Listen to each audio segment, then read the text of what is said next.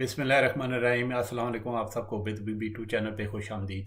ये जो बीमारी है बेसिकली ये हड्डियों की कमज़ोरी की बीमारी है और इसमें हड्डियाँ इतनी कमज़ोर हो जाती हैं कि लट से कि आपको मामूली सी चोट लग जाए, मिसाल के तौर पे आप गिर जाएं या फिर इवन अगर आप आगे झुकते हैं या इवन ज़्यादा खांसी भी करते हैं तो हड्डियाँ आपकी इतनी कमज़ोर होती हैं इस बीमारी में कि वो जो है ना हड्डी टूट सकती है।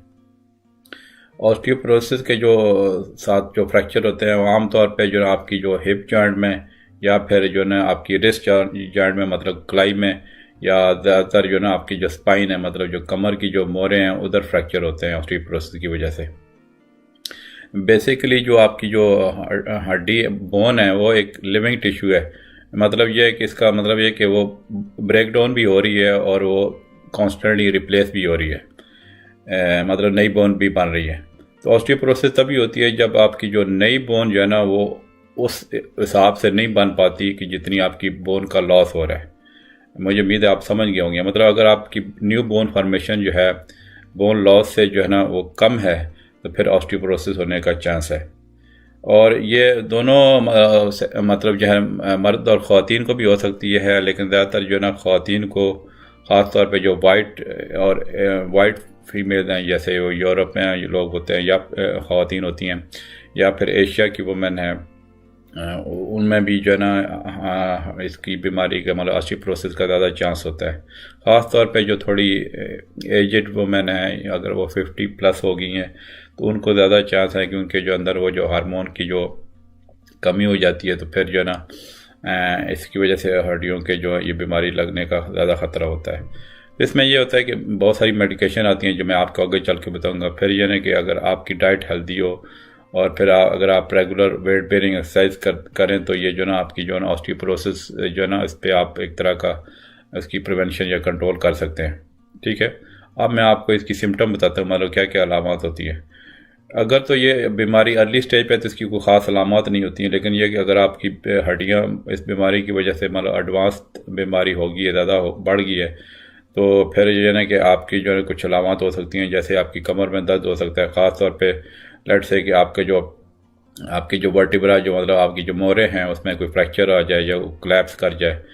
फिर यह है कि अगर लेट से कि वो कोलैप्स कर जाते हैं आपकी मोरे तो फिर आपकी जो हाइट भी कम हो सकती है। और उसके अलावा एक स्टूप पोस्चर हम कहते हैं, मतलब जैसे हंच फॉरवर्ड, यानी कि आपका वो जो कुबड़ापन कह सकते हैं वो इस तरह हो सकता है आगे आपका जो पोस्चर है। ठीक है, और फिर ज़ाहिर है आपकी हड्डियाँ क्योंकि कमज़ोर होती हैं तो वो बड़ा इजीली वो ब्रेक होने का उनका वो ख़तरा होता है। तो इसमें ये होता है कि आपको अगर ऑस्टियोपोरोसिस की ख़ास तौर पे फैमिली हिस्ट्री है, ठीक है, या लेट से कि आप कोई ऐसी बीमारी लगी है जिसमें आपको कॉर्टिकोस्टेरॉइड्स ले रहे हैं काफ़ी महीनों से, तो और फैमिली हिस्ट्री जैसे मैंने बोला कि अगर ख़ास तौर पे पेरेंट्स को हो और उनको कोई इस तरह की फ्रैक्चर की हिस्ट्री हो, जैसे हिप फ्रैक्चर की हिस्ट्री हो, तो आप ज़रूर डॉक्टर्स जैसे आप जो ना कंसल्ट करना चाहिए। अब मैं इसकी कॉजेज़ बताता हूँ, मतलब किस वजह से होती है। तो जैसा कि मैंने शुरू में बोला कि जो आपकी जो जो हड्डियाँ हैं वो कॉन्स्टेंटली जो ना वो उनकी जो ना रीमॉडलिंग होती रहती है। मतलब पुरानी बोन जो है ना वो एक तरह की टूट रही होती है और नई बोन बन रही होती है। तो ख़ास तौर पे जब इंसान यंग होता है तो जो है ना आपकी जो नई बोन की जो फॉर्मेशन है ना वो तेज़ी से होती है। और मतलब जो है ना जो बोन टूट रही होती है मतलब अंदर ही अंदर वो एक समझ की जो हड्डी टूट रही है और फिर साथ साथ बन भी रही है। तो जो यंग एज में जो ना जो आपकी नई बोन बन रही होती है वो उसकी रेशो ज़्यादा है बोन टूटने से, तो इस वजह से आपका जो बोन मैस है वो बढ़ जाता है। तो जब आप 20 साल के या उससे ज़्यादा हो जाते हैं तो ये जो प्रोसेस है ना मतलब नई बोन फॉर्मेशन का ये थोड़ा स्लो हो जाता है और ये पीक इसकी होती है 30 ईयर एज तक। फिर यह कि जैसे जैसे आगे एज बढ़ती है तो आपकी जो बोन का जो लॉस है वो ज़्यादा होता है बजाय कि क्रिएशन के। मुझे उम्मीद है कि आप समझ गए होंगे। मतलब यह है कि अगर बोन की जो नई बोन फॉर्मेशन जब वो कम मिकदार में बने और बोन लॉस ज़्यादा हो 30 के बाद जो है ना तो वो जो है ना ऑस्टियोपोरोसिस का रिस्क बढ़ता चला जाता है। फिर मतलब ये ना कि अगर आपकी यंग एज में जो अगर डिपेंड करता है कि आपका बोन मास आपने कितना अचीव किया है।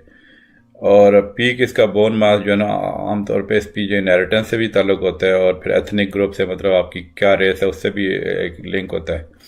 तो मतलब जितना आपका बोन मास ज़्यादा हो तो वो जो है आपका ऑस्टियोपोरोसिस होने का चांस कम होता है।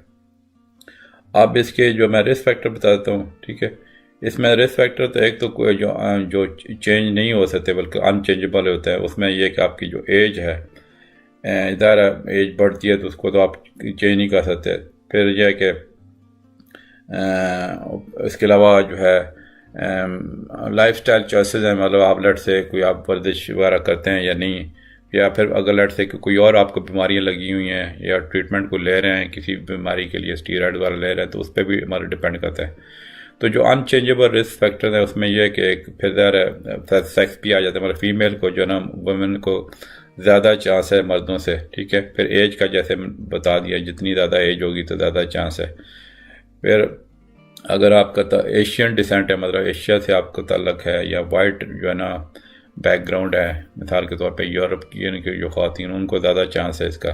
फिर फैमिली हिस्ट्री में मतलब अगर आपके बहन भाइयों को या पेरेंट्स को अगर ये ऑस्टियोपोरोसिस का प्रॉब्लम है तो आपको भी ज़्यादा चांस है। फिर बॉडी फ्रेम साइज का भी वो चक्कर है कि जिनकी जिन ख़वातीन हज़रात की जो बॉडी फ्रेम जो है ना स्मॉल बॉडी फ्रेम से मतलब कम उनका वो होता है, जो स्मॉल बॉडी फ्रेम जिनका होता है उनको ज़्यादा चांस है, ठीक है।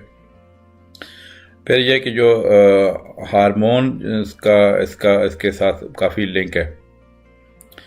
मतलब यह है कि जो आपकी जो सेक्स हार्मोन होते हैं, अगर लट से कि मतलब जो आपकी जो बॉडी में जो मर्द और ख़वातीन में जो आपकी जो सेक्स हार्मोन की कमी हो जाए, जैसे जो फीमेल का जो ज़्यादा फेमस जो हार्मोन है, जो ज़्यादा जिसका रोल है वो ईस्ट्रोजन है, और ख़ास तौर पे जब उनकी मीनोपॉज़ हो जाती है तो वो जो है ना उनका ये क्योंकि हार्मोन कम हो जाता है तो ये बहुत बड़ा एक रिस्क है ऑस्टियोपोरोसिस की डेवलपमेंट में, ठीक है।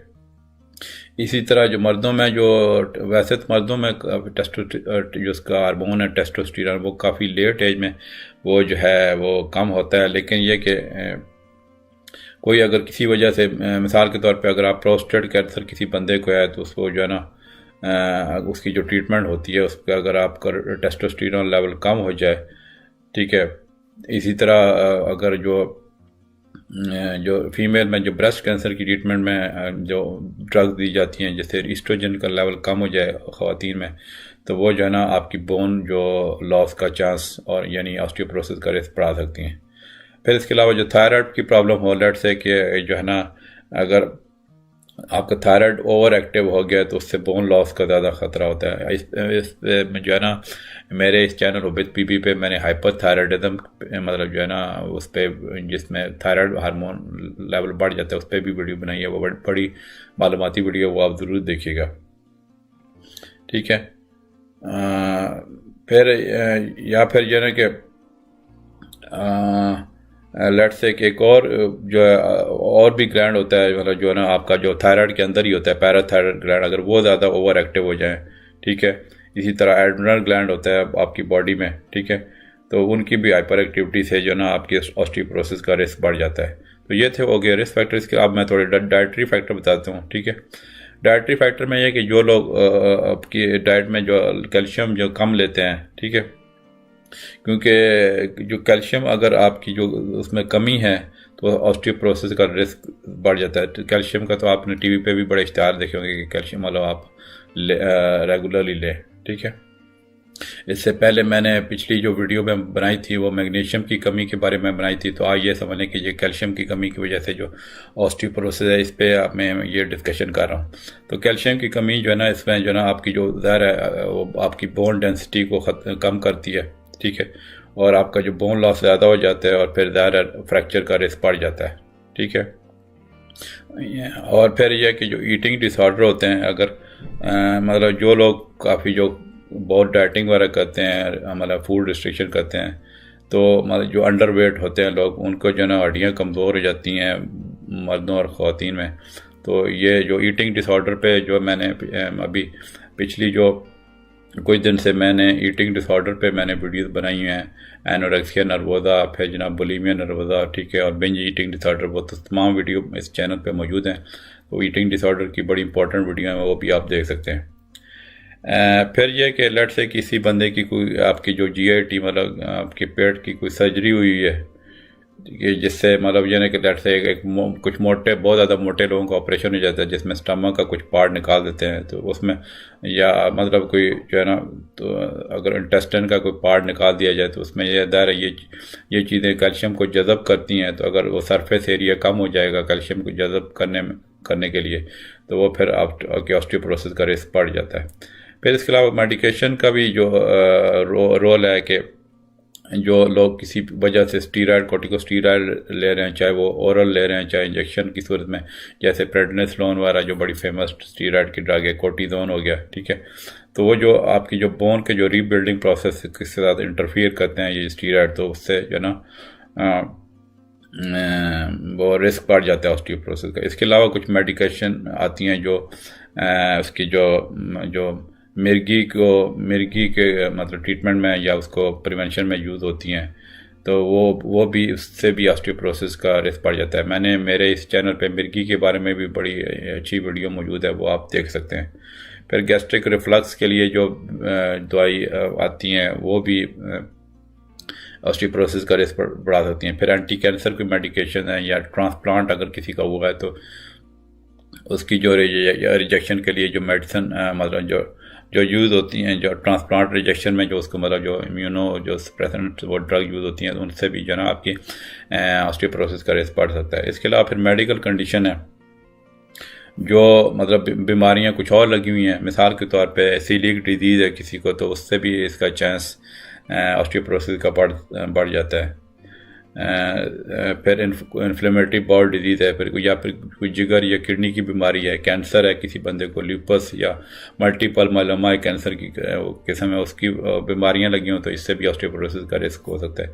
फिर रूमेटॉइड आर्थराइटिस जो आपके जोड़ों के दर्द की बीमारी है वो किसी को लगी है, तो उससे भी जो ना वो रिस्क ऑस्टियोपोरोसिस का बढ़ जाता है। रूमेटॉइड आर्थराइटिस पे भी मेरे चैनल पे बहुत अच्छी वीडियो मौजूद है, वो आप देख सकते हैं।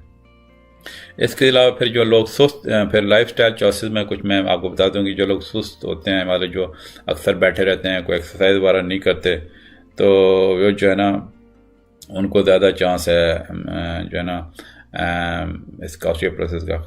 और जो लोग एक्सरसाइज करते हैं, जैसे वॉकिंग करते हैं, रनिंग या मतलब जो वेट बेयरिंग एक्सरसाइज करते हैं और अपने आप गुड पोस्चर मेंटेन रखते हैं, जंपिंग, वेट लिफ्टिंग जो ना या डांसिंग वगैरह, तो वो जो है एक तरह की ऑस्टियोपोरोसिस से ये चीज़ें बचाती हैं, मतलब अगर आप अपने आप का लाइफस्टाइल एक्टिव रखें, ठीक है।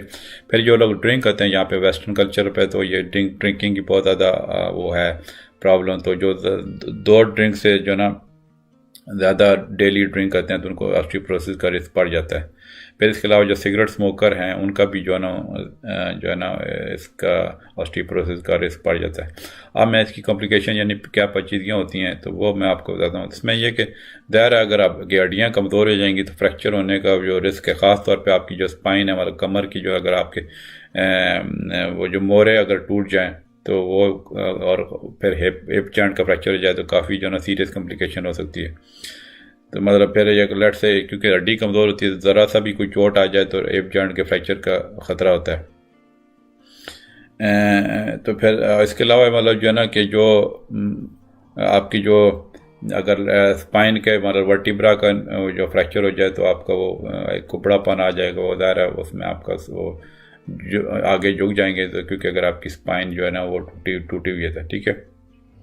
अब मैं इसकी थोड़ी प्रिवेंशन बता दूँ। प्रिवेंशन में है कि ये आप अपनी खुराक अच्छी रखें और रेगुलर एक्सरसाइज करें। एक्सरसाइज का तो मैंने बहुत ज़्यादा हर वीडियो में तकरीबन कह रहा होता हूँ, क्योंकि मेडिकल की जो प्रॉब्लम्स होती हैं काफ़ी ज़्यादा जो लोग सुस्त होते हैं उनको ज़्यादा बीमारियाँ लगती हैं। तो एक्सरसाइज के हवाले से भी मेरी बड़ी अच्छी वीडियोज़ हैं, वो आप ज़रूर देखिएगा, ठीक है। फिर इसमें यह है कि आपकी खुराक में प्रोटीन जो है ना वो सही क्वांटिटी में होने चाहिए। जो लोग ख़ास तौर पे जो प्रोटीन है मतलब उनकी जो डाइट पूर होती है, ख़ास तौर पे जो वेजिटेरियन हैं, अगर वो सही डाइट ना लें, अगर तो वो अपनी डाइट में प्रोटीन ले रहे हैं जैसे नट्स वगैरह ले रहे हैं, ये ठीक है, या डेयरी प्रोडक्ट्स या एग्स वगैरह ले रहे हैं वेजिटेरियन, तो फिर तो ठीक है। लेकिन जो अगर आपकी डाइट में प्रोटीन ठीक नहीं है, कम है, तो वो फिर जो ना उसमें रिस्क ज़्यादा बढ़ जाता है। फिर बॉडी वेट का भी इससे ताल्लुक़ है। जो लोग बहुत ज़्यादा जिनका वज़न कम होता है, हमारे जितने अंडरवेट भी जो है ना जो लोग हैं, या फिर ओवरवेट, जो दोनों ख़तरनाक हैं इसके लिए, ऑस्टियोपोरोसिस के लिए, तो आपका जो बैलेंस वेट आपकी हाइट के हिसाब से होना चाहिए। फिर कैल्शियम का तो मैंने पहले जिक्र किया, लेकिन थोड़ा सा मैं बता दूं कि जो 1000 मिलीग्राम जो है ना कैल्शियम डेली रिक्वायर होता है, जो मतलब अडल्ट्स के लिए, मतलब 18 से 50 साल की उम्र के जो लोग हैं उनको 1000 मिलीग्राम डेली कैल्शियम चाहिए होता है। और जो ख़वातीन में 50 साल जब वो क्रॉस करती हैं तो उनको 1200 मिलीग्राम डेली लेना चाहिए। इस तरह जो मर्दों को जो 70 प्लस के होते हैं उनको भी 1200 मिलीग्राम डेली लेना चाहिए। तो इसमें तो कैल्शियम के जो अच्छे सोर्सेज हैं वो आपको पता ही होगा, जो लो फैट डेयरी प्रोडक्ट्स हैं, डार्क ग्रीन लीफी वेजिटेबल्स हैं, ठीक है। फिर जो सैल्मन आती हैं, जो फ़िश आती हैं कैन में, ठीक है, सार्डाइन्स होती हैं तो वो अच्छी होती हैं इस तरह हड्डियों के लिए। सोया प्रोडक्ट्स हैं जैसे टोफू है, ठीक है। फिर कैल्शियम फोर्टिफाइड सीरियल्स हैं और ऑरेंज जूस है, तो वो जो है ना आपके लिए उसमें इनफ कैल्शियम होता है, ठीक है। तो अगर लेट्स से कि आपकी डाइट में कैल्शियम की कमी है तो फिर आप कैल्शियम सप्लीमेंट्स का भी कंसिडर कर सकते हैं। लेकिन यह कि ज़रूरत से ज़्यादा कैल्शियम भी आप ना लें सप्लीमेंट की सूरत में, क्योंकि फिर किडनी स्टोन का बनने का ख़तरा होता है। वैसे मैंने किडनी स्टोन पे भी बड़ी अच्छी मेरे चैनल पे वीडियो मौजूद है, वो आप देख सकते हैं, ठीक है। तो फिर जो है ना इसमें ये भी जो हेल्थ अथॉरिटी रिकमेंड करती हैं कि आपकी डाइट में ना 2000 से ज़्यादा मिलीग्राम जो है ना, मतलब आपकी जो अगर लेट से आप सप्लीमेंट भी ले रहे हैं और डाइट में भी आप नफ कैल्शियम है, तो 2000 मिलीग्राम से ज़्यादा आपका वो कैल्शियम नहीं होना चाहिए, क्योंकि उसके भी फिर रिस्क बढ़ जाते हैं, ठीक है। फिर विटामिन डी का बहुत बड़ा रोल है, क्योंकि विटामिन डी बेसिकली जो ना आपकी जो खुराक में ना वो से कैल्शियम जज़ब करती है। तो विटामिन डी वैसे सनलाइट में से भी आप मतलब आप धूप में अगर अपने आप को एक्सपोज करते हैं तो कुछ देर, तो वो जो आप सनलाइट में भी बनता है। लेकिन ये कि अगर लट से आप ज़्यादा अंदर ही रह रहे हैं, किसी बंदे को लट से स्किन कैंसर का रिस्क है या किसी वजह से वो सनलाइट में एक्सपोज नहीं होता, तो फिर ये ना कि उसका अपना लेवल विटामिन डी का भी सही तरह मेंटेन रखना चाहिए। तो इसका जो नॉर्मल ये है कि आपको जो अडल्ट्स का ना जो 50 से 70 मतलब जो ना 51 से 70 तक, तो उनको 600 यूनिट्स जो ना डेली लेने चाहिए। और जो अगर 70 प्लस जो लोग हैं उनको 800 इंटरनेशनल यूनिट्स जो ना, ये विटामिन डी की बता रहा हूँ, उनको मतलब डेली रिक्वायरमेंट है, ठीक है। तो ये आप नोट कर लें, हमारा 651 से 70 साल के लोगों के लिए इंटरनेशनल यूनिट्स, और 70 साल के बाद जो है ना 800 इंटरनेशनल यूनिट्स लेने चाहिए विटामिन डी के, ठीक है। तो इसमें मतलब यह ना कि अगर लेट से कि किसी वजह से मैंने जैसे बताया विटामिन डी की कमी है अगर उनकी बॉडी में, या सन एक्सपोजर कम है, तो फिर सप्लीमेंट्स वो ले सकते हैं। और इनकी जो 600 और 800 इंटरनेशनल यूनिट जो है ना के बीच में जो डोज है सप्लीमेंट्स की विटामिन डी की, वो आप ले सकते हैं। लेकिन 4000 इंटरनेशनल यूनिट से ज़्यादा नहीं लेना चाहिए, ठीक है। तो ये भी आप नोट कर लें।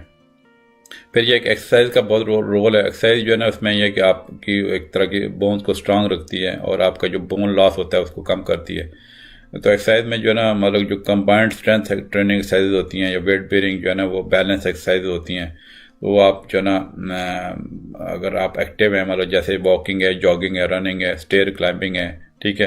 तो इस तरह की जो एक्सरसाइजेज जो है ना आपको वो आपकी बॉडी को मजबूत रखती हैं, ठीक है। टाई ची वगैरह, तो वो ये जो है ना आप इस पर मतलब आप अपने लाइफ को आपका मतलब लाइफ स्टाइल एक्टिव होना चाहिए, ठीक है। वीडियो थोड़ी लंबी होती जा रही है, लेकिन मैं कोशिश करूँगा कि मैं इसी जो है ना एक ही वीडियो में इस टॉपिक को ख़त्म कर दूँ। एनीवे, अब इसके मैं डायग्नोसिस पे आ जाते हैं। तो इसका जब पेशेंट हमारे पास आते हैं इस तरह की हिस्ट्री लेके, तो फिर जो है कि इसमें जो वो स्कैन का टेस्ट होता है, ठीक है। आपकी जो एक तरह की बोन डेंसिटी की जो मेजरमेंट होती है, तो वो जो है ना बोन स्कैन जो होता है ना, उससे जो है ना आपकी जो मतलब वो चेक हो जाता है कि आपकी जो ना ये ऑस्टियोपोरोसिस का चांस है कि नहीं है। और फिर इसके अलावा फिर इसमें और कुछ टेस्ट अगर रिक्वायर्ड हो तो करवा सकते हैं। अब इसकी मैं ट्रीटमेंट बता देता हूँ। ट्रीटमेंट वो डिपेंड करता है ना कि आपका जो रिस्क कितना है। आपकी लेट से हम डिटरमिन करते हैं कि अगले 10 साल में आपकी जो ना हड्डी टूटने का ज़्यादा रिस्क तो नहीं है, ठीक है। तो उसमें जो ड्रग्स आती हैं उसमें बाईफॉस्फोनेट जो है वो कॉमनली प्रिस्क्राइब ड्रग हैं। जैसे उसके जो मतलब मैं एग्जांपल देता हूँ, बाईफॉस्फोनेट एलेंट्रोनेट एक ड्रग आती है जो है ना फोसामैक्स के नाम से, जो काफ़ी कॉमनली प्रिस्क्राइब की जाती है। फिर राइड्रोनेट जो ना एक्टोनल और जो एटलबिया के नाम से आती है, ठीक है। फिर डोलिड्रोनिक एसिड जो ना जो रिक्लास्ट और मेटा के नाम से आती है। ये बाईफॉस्फोनेट्स हैं जो ना ये काफ़ी कॉमनली यूज़ होती हैं इसकी ट्रीटमेंट के लिए। इनके कुछ साइड इफ़ेक्ट्स हैं जैसे नादिया, एब्डोमिनल पेन और हार्ट बर्न हो सकती है, ठीक है। फिर यह कि IV बाईफॉस्फोनेट्स के इंजेक्शन भी आ जाते हैं। उनसे ये उनका ये फ़ायदा होता है कि उनका स्टमक अपसेट नहीं होता, लेकिन उससे फीवर या हेडेक हो सकता है, ठीक है, या मसल एक हो सकते हैं 2-3 दिन तक, ठीक है। और इसमें फिर यह कि आपका क्वार्टरली और ईयरली इंजेक्शन भी आते हैं बाईफॉस्फोनेट से। फिर कुछ नई ट्रीटमेंट आ गई हैं जो बड़ी अच्छी हैं, जिसको मोनोक्लोनल एंटीबॉडी मेडिकेशन कहते हैं, ठीक है। इसमें यह है कि बाईफॉस्फोनेट से जो ये जो एंटीबॉडीज़ की जो मोनोक्लोनल एंटीबॉडी मेडिकेशन है, जैसे एक मिसाल है डिनोसुमाब ड्रग है, काफ़ी प्रिस्क्राइब की जाती है, जो प्रोलिया के नाम से आती है। तो उसका जो आपकी जो बोन डेंसिटी के लिए वो अच्छे रिजल्ट्स देती है और मतलब आपकी जो फ्रैक्चर होने का चांस कम कर देती है। और ये जो है ना आपकी जो स्किन के अंडर जो है ना वो एक तरह का इंजेक्शन की सूरत में हर 6 महीने बाद जो है ना दवाई दी जाती है, डिनोसुमाब जो है ना, ठीक है। तो इसका आमतौर पे ये ना कि ये फिर आमतौर पे ये जो हर 6 महीने बाद लाइफ लॉन्ग लेनी पड़ती है। अगर लट से इसकी स्टॉप कर दी जाए तो आपके स्पाइनल कॉलम का फ्रैक्चर का रिस्क बढ़ सकता है, ठीक है। फिर यह कि इसमें इसकी एक रेयर कॉम्प्लिकेशन है बाईफॉस्फोनेट और डिनोसुमाब की, कि आपकी जो ना थाई बोन में के उसमें क्रैक आ सकता है। वैसे बहुत रेयर कॉम्प्लिकेशन है इसकी, आप टेंशन ना लें, ठीक है। फिर इसकी एक और रेयर कॉम्प्लिकेशन है कि आपकी जॉ बोन जो है ना वो उसकी डिलेड हीलिंग हो सकती है। अगर लेट से कि कोई आपने इन्वेसिव डेंटल प्रोसीजर कराया, जैसे आपने टीथ रिमूव कराया है, तो वो जो है ना इसकी एक रेयर कॉम्प्लिकेशन है, लेट से आप ये दवाई ले रहे हैं, ठीक है। तो मतलब ये दवाई स्टार्ट करने से पहले बेहतर है आप अपने दांतों का पहले चेकअप करा लें और ट्रीटमेंट वगैरह पहले करा लें। फिर यह कि इसमें हार्मोन रिलेटेड थेरेपी आती है, ठीक है। ईस्ट्रोजन का भी रोल है, जो मतलब जो मेनोपॉज के बाद स्टार्ट की जा सकती हैं, उसके वो आपकी बोन डेंसिटी को मेंटेन रखते हैं। लेकिन यह कि उसका जो ईस्ट्रोजन थेरेपी के अपने भी फिर रिस्क हैं, जैसे ब्लड क्लॉट्स का रिस्क, एंडोमेट्रियल कैंसर का, ब्रेस्ट कैंसर का, हार्ट डिजीज़ का भी रिस्क हो सकता है। तो जो ना तो फिर ईस्ट्रोजन आमतौर पे थोड़ी यंगर वुमेन के लिए, या फिर जो ना अगर किसी खातून की मेनोपॉजल सिम्टम ज़्यादा हैं तो उसकी जो अगर ट्रीटमेंट चाहिए तो फिर उस ऐसी खातून को हम ईस्ट्रोजन प्रेस्क्राइब करते हैं। फिर एक बड़ी अच्छी ड्रग है जो काफ़ी यूज़ होती है, रिलॉक्सिफिन के नाम से, जो एविस्टा के नाम से आती है। वो बेसिकली वो ईस्ट्रोजन की तरह उसके बेनिफिशियल इफेक्ट्स हैं, ठीक है, लेकिन जो उसमें फिर ईस्ट्रोजन की तरह जो हार्मोन की तरह रिस्क नहीं है, ठीक है। और ये जो ड्रग है जो रिलॉक्सिफिन जो है फिर आपके ब्रेस्ट कैंसर के भी रिस्क को कम कर सकती है। और वैसे ब्लड क्लॉट्स का इससे भी ख़तरा होता है रिलॉक्सिफिन, लेकिन जनरली ये बहुत अच्छी ड्रग है रिलॉक्सिफिन जो है, ठीक है।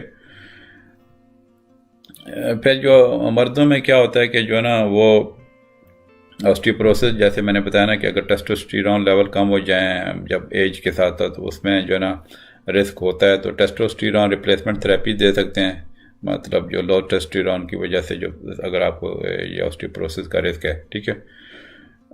तो या फिर जो ना टेस्टोस्टेरोन के साथ साथ जो ऑस्टियोपोरोसिस की मैंने मेडिकेशन बताई हैं टेस्टोस्टेरोन के साथ साथ या फिर अकेली भी दी जा सकती हैं। फिर इसमें कुछ नई जो और ड्रग आई हैं जो बोन बिल्डिंग मेडिकेशन कहते हैं, ठीक है, जो मतलब कॉमनली जो मैंने पहले ट्रीटमेंट बता दी हैं ऑस्टियोपोरोसिस की, अगर वो किसी वजह से नहीं ले रहे हैं या वो सही तरह नहीं काम कर रही, तो फिर एक नई ड्रग आई है टेरीपेराटाइड के नाम से, जो फोर्टियो के नाम से आती है। ये बड़ी पावरफुल ड्रग है, ठीक है। ये बेसिकली एक तरह की पैराथायराइड हार्मोन की तरह ड्रग है और जो आपकी जो नई बोन की ग्रोथ में मदद करती है। और ये इसका डेली इंजेक्शन लगता है स्किन के नीचे, ठीक है। और इसकी जो है ना 2 साल तक ट्रीटमेंट दी जाती है, और उसके बाद 2 साल बाद फिर और ऑस्टियोपोरोसिस दूसरी ड्रग पे उसको पेशेंट को हम डाल देते हैं, ठीक है। फिर इसी तरह की एक और ड्रग आती है एबेलो पैराटाइड के नाम से, जो भी पैराथायराइड हार्मोन से मिलती जुलती है। ये भी जो ना आप 2 साल तक ले सकते हैं, जिसके बाद फिर दूसरी दवाइयाँ स्टार्ट कर सकते हैं। फिर एक और अच्छी ड्रग है रोमोसुमैब के नाम से, जो एवेनिटी के नाम से आती है। ये सबसे जो लेटेस्ट ड्रग है आपके ऑस्टियोपोरोसिस की ट्रीटमेंट के लिए। ये हर महीने इसके इंजेक्शन लगते हैं आपके डॉक्टर वाले क्लिनिक में, ठीक है। और आमतौर पे इसकी 1 साल की ट्रीटमेंट चाहिए होती है, उसके बाद फिर दूसरी आप ऑस्टियोपोरोसिस की मेडिकेशन स्टार्ट कर सकते हैं। तो ये जो मैंने कुछ नई ट्रीटमेंट बता दी, ये काफ़ी इफेक्टिव हैं। फिर इसमें कुछ लाइफस्टाइल और होम रेमेडीज़ में बताता हूँ कि एक तो ज़ाहिर है जो सिगरेट पीते हैं वो सिगरेट छोड़ दें। सिगरेट स्मोकिंग पे मैंने एक बड़ी अच्छी वीडियो बनाई हुई है, वो आप देख सकते हैं। उसमें वैसे हम पेशेंट को जब नॉर्मली ये डेंजरस चीज़ों का बताते हैं कि सिगरेट के साथ रिस्क है, वो नहीं छोड़ते, लेकिन जब हम उनको एक इंटरेस्टिंग एक ऐसी चीज़ का बताते हैं तो वो फ़ौरन छोड़ देते हैं। मेरे चैनल पे मौजूद है क्विट स्मोकिंग इन 1 मिनट, जो 1 मिनट में सिगरेट छोड़ दी, वो आप वीडियो बड़ी इंटरेस्टिंग है, वो ज़रूर देखिएगा। फिर जो लोग ड्रिंक करते हैं, बहुत ज़्यादा एक्सेसिव ड्रिंक करते हैं, ख़ासतौर पे 2 ड्रिंक से ज़्यादा अगर वो डेली कर रहे हैं तो उनको ज़्यादा ज़्यादा रिस्क हो जाता है। फिर ज़ाहिर है, फिर अगर आप एक तो ज़ाहिर इस तरह की प्रॉब्लम लगी हुई है तो आप अपने आप को गिरने से बचाएं, और अपने जो जूते हैं उनकी वो लो हील पहने। ख़वातीन जो है जिनको हील पहनने का शौक़ होता है वो इस तरह की जूते ही ना पहने, ताकि वो मतलब उनके गिरने का ख़तरा कम हो, ठीक है। फिर आप अपने घर को अच्छी तरह चेक करें कि कोई स्लिपरी सरफेस तो नहीं है जिससे आपको जो ना रिस्क हो गिरने का। तो मतलब ये एक तरह की मतलब प्रिकॉशंस कह लें, ठीक है, कि आप अपने आप को गिरने से बचाएं। फिर इसमें अल्टरनेटिव मेडिसिन का कोई ख़ास रोल नहीं है। कुछ लोग कहते हैं जो विटामिन के और सोया जो है ना, सोया जो है ना वो थोड़ा मतलब एक आपके फ्रैक्चर का जो है ना रिस्क कम कर सकते हैं, लेकिन इसके लिए और स्टडीज़ की ज़रूरत है। तो इस तरह इसका कोई ख़ास रोल नहीं है। तो अल्टरनेटिव मेडिसिन की तरफ आप ना ही जाएं तो बेहतर है। तो ये थी जनाब मेरी वीडियो ऑस्टियोपोरोसिस के बारे में। उम्मीद है आपको ये वीडियो पसंद आई होगी। थोड़ी वीडियो लंबी हो गई थी, लेकिन क्योंकि ये टॉपिक बहुत इंपॉर्टेंट है, इस वजह से मैंने इसके डिटेल के बारे में बताया। तो अगर आपको कोई चीज़ समझ नहीं आती या कोई कन्फ्यूजन है, इसके बारे में कोई क्वेश्चन है, तो आप ज़रूर कमेंट कीजिए। वैसे तो मेरे चैनल पे अभी काफ़ी वीडियो मौजूद है मुख्तलिफ बीमारियों के बारे में, लेकिन अगर आप किसी और ऐसी बीमारी का शिकार हैं जिसके बारे में वीडियो मौजूद नहीं है तो आप ज़रूर कमेंट करें। इंशाल्लाह जैसे ही मुझे टाइम मिला मैं उस बीमारी की तरह ज़रूर वीडियो बनाऊँगा। चलें, इंशाल्लाह मिलते हैं अगली वीडियो में। ओके जी, अल्लाह हाफिज़।